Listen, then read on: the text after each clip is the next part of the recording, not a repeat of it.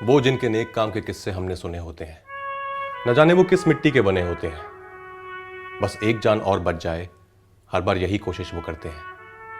और अपने लिए दिल में बस एक ख्वाहिश रखते हैं कि किसी की मदद करते हुए जिंदगी को जीना है सही। और जब तक सब ठीक ना हो जाए, ए दिल तो रुक जाना नहीं। रुक जाना नहीं, तू कहीं हार के। कुछ लोग सबको साथ लेकर आगे चलते रहते हैं, अपनी हिम्मत से उम्मीद का सफर तय करते हुए। हिंदुस्तान के किसी भी आम परिवार की सबसे बड़ी जमा पूंजी या सेविंग होती है बच्चों की पढ़ाई के लिए। पर क्या आप ये सारी कमाई ऐसे लोगों की जान बचाने के लिए खर्च कर सकते हैं जिन्हें आप जानते भी नहीं या कभी मिले भी नहीं? कुछ ऐसा ही कर रहे हैं गुरुग्राम के अमरजीत सिंह क्षेत्र।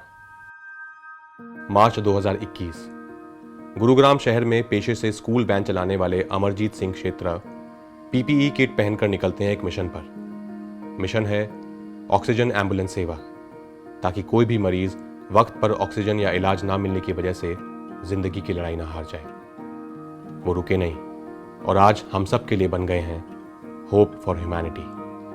तो चलिए अब सुनते हैं मिस्टर अमरजीत सिंह की कहानी को, जो ये मानते हैं कि जब कर रहे हो सही तो चाहे कुछ भी हो, रुक जाना नहीं। और वो क्या वजह थी जिसने एक आम स्कूल कैब ड्राइवर को एक सेल्फलेस सुपर हीरो में बदल दिया। मिलते हैं उनसे वीडियो कॉल के जरिए। अमरजीत जी, थैंक यू सो मच अपना टाइम निकालने के लिए। कैसे हैं आप? मैं एकदम ठीक हूँ, एकदम बढ़िया। आप ठीक हैं? हाँ जी, मैं अच्छा हूँ। बहुत बहुत थैंक यू आपको, आपने हमें ये वक्त दिया आपका। मुझे पता है कि आप लॉकडाउन से पहले आप पेशे से स्कूल कैब चलाते थे, पर पिछले एक साल से हम देख रहे हैं कि लॉकडाउन की वजह से स्कूल सब बंद हैं। तो ये जो टाइम रहा है, ये कैसा रहा आपके लिए और आपकी फैमिली के लिए? एक्चुअली टाइम बहुत क्रूशियल था मेरी फैमिली के लिए, मेरे लिए भी, क्योंकि फाइनेंशियल बैकअप कुछ ऐसा था नहीं।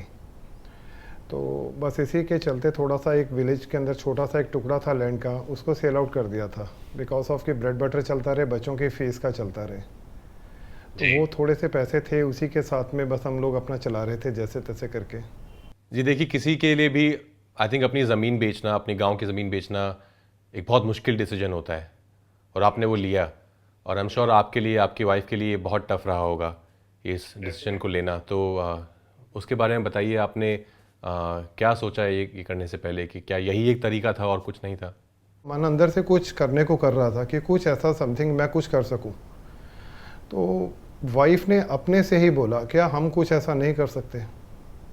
तो मेरे को बहुत सुन के खुशी सी, और मेरे मन को लगा कि मेरी रात की जो मेरी मन की बात थी, मेरी वाइफ ने आगे से बोल दी। तो फॉर्चुनेटली मैंने उसको उस समय उसको बहुत पॉजिटिव ले लेते हुए उसको थैंक्स करने के बाद उसको कहा कि पैसा कहाँ से आएगा।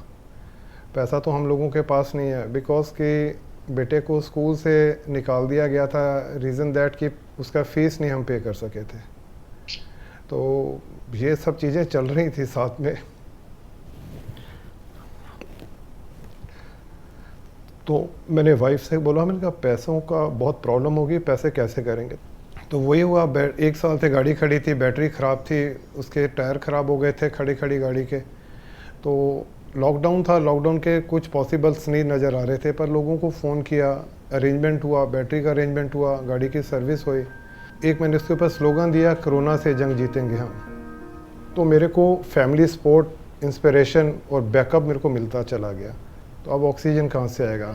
तो मेरे एक बहुत अच्छे फ्रेंड हैं, तो मैंने उनसे फ़ोन किया, मैंने कहा कि मेरे को आपसे मिलना है, मेरे को आपसे एक हेल्प चाहिए। उन्होंने वेलकम किया, मुझे ऑक्सीजन सपोर्ट मिली, मेरी गाड़ी में लगाने के लिए सिलेंडर मिला। वो लगने के बाद मेरे अंदर एक अलग से और एक आया कि अब मेरे पास में मेरे सारे जितने भी आर्म्स मुझे चाहिए वो मेरे पास में हैं, मैं चल सकता हूँ। सब कुछ एकदम ऐसा हुआ कि नंबर मेरा लोगों के पास में पहुँच गया, लोगों के कॉल्स आने लगे, पेशेंट्स के कॉल आने लगे, उनके अटेंडेंट्स के घरों से कॉल आने लगी।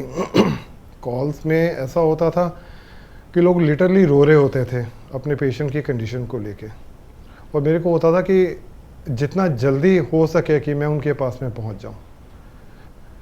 और लोगों का प्यार, पेशेंट्स का जब फ़ोन कॉल आती थी कि हम डिस्चार्ज हो रहे हैं, तो मन को यहाँ से एक खुशी मिलती थी, वो एक ऐसी खुशी होती थी जिसको मैं एक्सप्रेस नहीं कर सकता। मेरे को लगता था कि मेरे एक छोटे से एफर्ट ने किसी की जान बचा दी है। आप जो कर रहे हैं ना, उसके लिए मेरे पास शब्द नहीं है आपको थैंक यू कहने के लिए।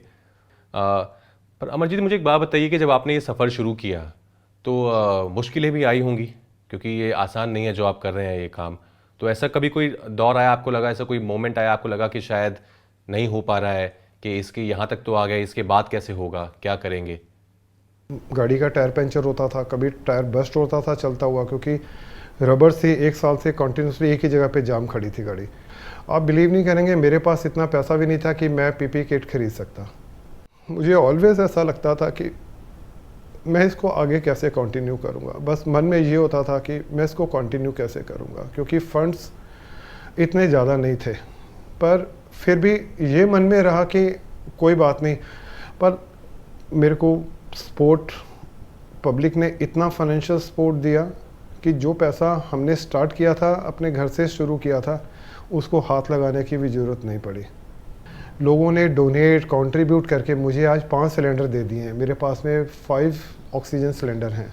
मुझे लगता है कि मैं जिनके लिए कर रहा हूँ वो बाहर के नहीं हैं, मेरे भाई बहन हैं, मेरे एल्डरली हैं, मेरे छोटे हैं, मेरे यंगर हैं, जिनके लिए मैं कर रहा हूँ। अमरजीत जी, ये जो आप इतना नेक और ईमानदारी का काम कर रहे हैं, इससे लोगों की ज़िंदगी तो बदलती है, लेकिन आई एम श्योर आपकी ज़िंदगी में भी कुछ बदलाव आया होगा। आपके जो आसपास के लोग हैं वो जिस तरह से आपको देखते हैं, उनका नज़रिया बदल गया होगा। आज मैं आप लोगों के सामने हूँ। आज से पहले, उस सेवा से पहले आप लोग मुझे जानते नहीं थे। अमरजीत एक शेल में था। अमरजीत को अपनी फैमिली के 5 लोगों के अलावा छठे लोग फैमिली से भी नहीं जानते थे, कि उनको लगता था कि कॉल करेगा तो शायद कुछ मांग लेगा हमसे। और सबसे बड़ी बात, मेरे को ये सबसे बड़ा मेंटल पीस मिलता है कि आज दुनिया भर से, मैं इंडिया की बात नहीं कर रहा, अपने देश की बात नहीं कर रहा, यहाँ से तो मुझे बहुत प्यार मिल रहा है। मुझे फ़ॉरेन में जो हमारे भाई, हमारे इंडियंस, हमारे जो लोग वहाँ पे बैठे हुए हैं, मुझे वहाँ से भी उन लोगों का सपोर्ट, बहुत बहुत बढ़िया वाला सपोर्ट, बड़े वाला सपोर्ट मेरे पास में है। अमरजीत जी, आपके इस नेक काम की वजह से न जाने कितने सारे मरीजों की जान बच रही है, और आपको दिन ब दिन कितनी दुआएं मिलती जा रही हैं। पर हम श्योर ऐसे बहुत सारे लोग होंगे जो आप तक पहुंच नहीं पाते हैं, शायद वापस आपको दोबारा थैंक यू नहीं बोल पाते हैं जो बोलना चाहते हैं। अमरजीत जी, थैंक यू हम सब आपको बोलते हैं। अमरजीत जी, मुझे पता है कि आप ये जो सेवा कर रहे हैं इसके बदले में आप कुछ नहीं चाहते हैं, पर फिर भी आपके दिल में कहीं कोई ख्वाहिश है कि कैसे आपके इस नेक काम को याद रखा जाए, कोविड हो चाहे ना हो, उसके बाद भी ये सेवा चलती रहे। ऐसे सैकड़ों बच्चे हैं जो आज ऑर्फन हो गए हैं, जिनके पास में आज शेल्टर, मतलब माँ बाप चले गए हैं। शेल्टर्स हैं उनके पास में, पर माँ बाप चले गए हैं। जहाँ पे लोगों के लिए पेंडेमिक में लंगर लग रहा है, सब कुछ हो रहा है, हम बच्चों के लिए भी फीडिंग का इंतज़ाम करेंगे। हम बच्चों को भी फीड करने के लिए उनके ब्रेड बटर का भी इंतज़ाम करेंगे। जब मैंने उस बच्चे को सामने से देखा, मैंने उसके सिर पे हाथ फेरा, उसके सिर पे हाथ रखा। हाथ रखते हुए मुझे ऐसा लग रहा था कि इस बच्चे का क्या कसूर था, जिसको अभी भी ये लग रहा है कि मेरे मम्मी पापा दूसरे हॉस्पिटल में अब वापस आ जाएंगे, जो कि अब वो अस्थियां भी उनकी वापस नहीं आएंगी, अब उनका कुछ भी वापस नहीं आएगा। वो वॉइस कभी उसके कान में नहीं डलेगी, कोई नहीं उसको बोलेगा कि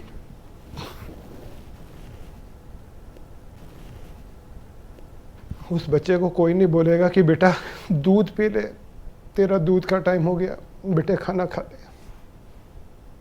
पेंडेमिक तो ओवर होगा, डेफिनेटली ओवर होगा, आज नहीं होगा कल होगा, पर वो ट्रॉमा को ओवर होते हुए सालों लग जाएंगे। उस ट्रॉमा से उन बच्चों को बाहर निकालते हुए सालों लग जाएंगे। ये बहुत इंपॉर्टेंट बात कही है आपने। और अगर हम सब लोग मिलके कुछ एफर्ट करेंगे तो उन बच्चों के लिए हम बहुत कुछ कर सकते हैं। ये इंस्पायरिंग स्टोरी सुन के और भी बहुत सारे लोग हैं जो इस चीज़ में पार्टिसिपेट करेंगे। और ये बहुत ही इंपॉर्टेंट पॉइंट आपने एक्चुअली रखा है कि ये तो कोविड चला जाएगा, पर जो बच्चे रह गए हैं उसके बाद उनका क्या होगा, इसके बारे में सोचना भी बहुत ज़रूरी है। अमरजीत जी, सलाम है आपके इस जज्बे को। मेरी बस यही दुआ है आपके और आपके परिवार के लिए कि आप सब लोग स्वस्थ रहें और आपकी जो ये सेवा है ये बिना किसी रुकावट के हमेशा चलती रहे। और हम सब इस जंग में आपके साथ हैं और जितना बन सकेगा हम सब करेंगे। अमरजीत जी, थैंक यू सो मच। आज आप यहाँ आए, आपने हमारे साथ अपनी कहानी शेयर की और आई एम श्योर कि ये हज़ारों सैकड़ों लोगों को बहुत इंस्पायर करेगी। और जैसे कि हमने कहा कि अगर थोड़ा थोड़ा भी सब करते हैं तो बहुत हो जाता है। तो ये बहुत ज़रूरी है कि हम सब इसमें मिलकर इस जंग में, कोरोना के खिलाफ जो जंग है, इसमें शामिल हों और एक दूसरे की मदद करते रहें। Thank you so much Amarjeet ji. मैं आप लोगों का धन्यवाद करता हूँ। कभी कभी कुछ लोगों से मिलके या बात करके ये हैरानी होती है कि कितनी सादगी से अमरजीत जी जैसे लोग अपनी जान की परवाह किए बिना इतना बड़ा काम दिन रात करते रहते हैं और बन जाते हैं हम सबके लिए सेल्फलेस सुपर हीरो। और अब सुनते हैं भोपाल के जावेद खान को, जिन्होंने अपने ऑटो में ही मरीजों के लिए दवाई और ऑक्सीजन का इंतजाम कर दिया। मैं जावेद खान, मैंने अपना ऑटो एम्बुलेंस बनाया है। इसको बनाने का मकसद ये था कि हम लोगों की सेवा करें, मानवता की सेवा करें। और न्यूज़पेपर में देखा कि कैसे हालात हैं, कोई अपने बच्चों को कंधे पे लेके जा रहा है तो कोई ठेले पे लेके जा रहा है, कोई नौजवान तड़प रहा है। तो ये सोच के हमारे जज्बा जागा, हमने अपने ऑटो एम्बुलेंस बनाया। इसके अंदर मैंने अपनी बीवी को लॉकेट बेचना पड़ा। ये निःशुल्क सेवा है, फ्री सेवा है, इससे कोई चार्ज नहीं लेता। ये मानवता के लिए, कोई समाज के लिए। मैं ये बात हर बार कहता हूं कि कुछ लोग सबको रास्ता दिखाते हुए बस चलते रहते हैं, अपनी हिम्मत से उम्मीद का सफर पूरा करते हुए। अमरजीत जी और जावेद खान जैसे लोगों की कहानी सुनकर ये यकीन हो जाता है कि भले ही आप उम्मीद के रास्ते पर अकेले क्यों ना हो, अंत में कारवां बनी जाता है। हम सब के अंदर एक उम्मीद का सिपाही है, जिसके पास कोई यूनिफॉर्म या ऑफिशियल पोजीशन तो नहीं है, लेकिन अपने देश के लिए उतनी ही इज्जत और अपने साथ रहने वाले लोगों की जान बचा लेने का जज्बा हम सब में है। और अमरजीत सिंह जैसे लोग इस जज्बे की मिसाल हैं। ऐसे और भी बहुत सारे सेल्फलेस सुपर हीरोज हैं हमारे पास, और रुक जाना नहीं ये कोशिश है जिससे ऐसे सुपर हीरोज की कहानी अनकही ना रह जाए। और अंत में मेरी आप सबसे यही गुजारिश है कि सेफ रहें, स्वस्थ रहें, जिम्मेदार बने और जितना हो सके एक दूसरे की मदद करते रहें। मिलते हैं अगले एपिसोड में। रुक जाना नहीं, स्टोरीज ऑफ होप सुनिए स्पॉटिफाई पर।